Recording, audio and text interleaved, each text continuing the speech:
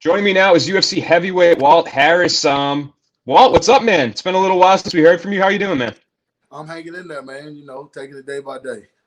For sure, and a lot to talk about. I know there's a lot of ventures for you going on right now that kind of go outside the cage. It's not even just your fighting career that you're pursuing at this point. We'll get to that in 1 second, but I just want to talk to you what you've been up to since the last fight. Obviously, didn't go your way.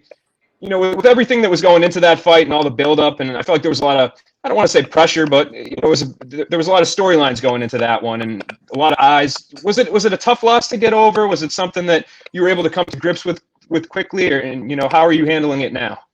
I don't want to say it was easy to get over because I never take losing easy. I really don't like losing.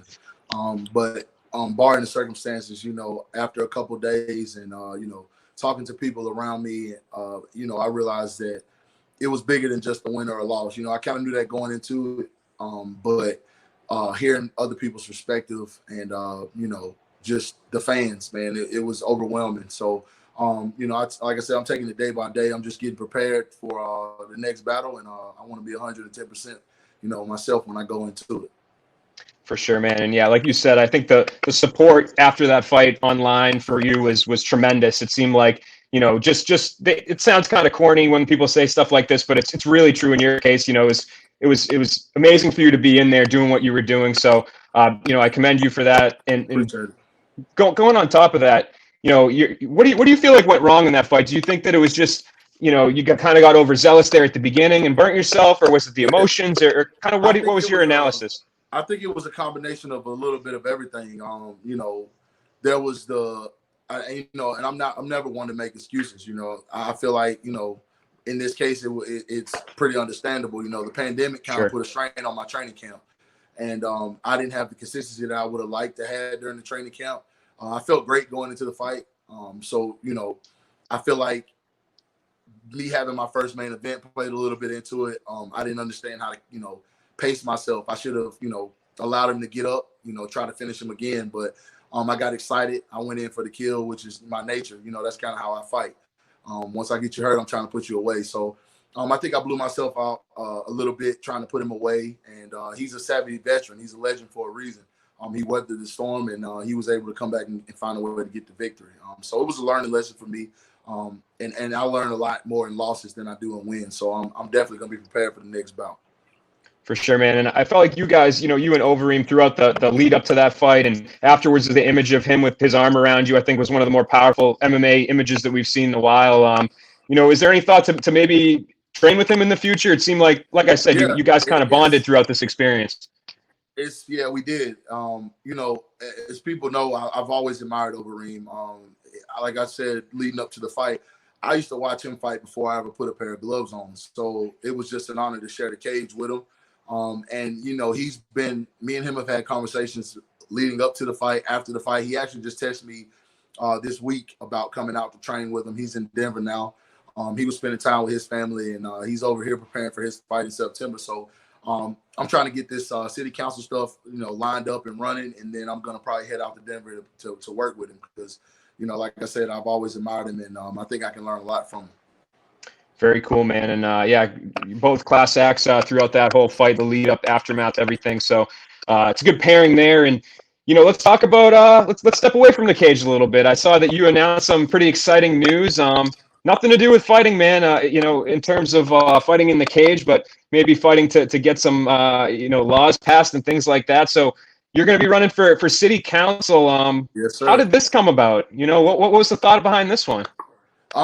Well, I mean, people in my community that are running for, various offices right now came to me and thought it'd be a good idea and a welcome change for our community.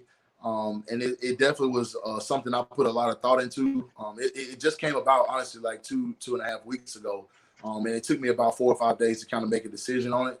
But I realized it was something that I feel I need to do, especially during this time with all the things that are going on in our country, in our various communities. I feel like I have something different to offer to the public. And another thing that went into it was I love my community so much that I feel like being a public servant for the people around me is the best thing that I can do to show them how grateful I am that they have been here for my family and been here for me for my whole entire life. So city council was like the perfect next step for me. For sure. And you said, you've been kind of had this in mind for 2.5 weeks now, or officially. What's been like some of the challenges? Is it more tricky than you thought it was going to be? Yeah, Is it easier? What are you thinking?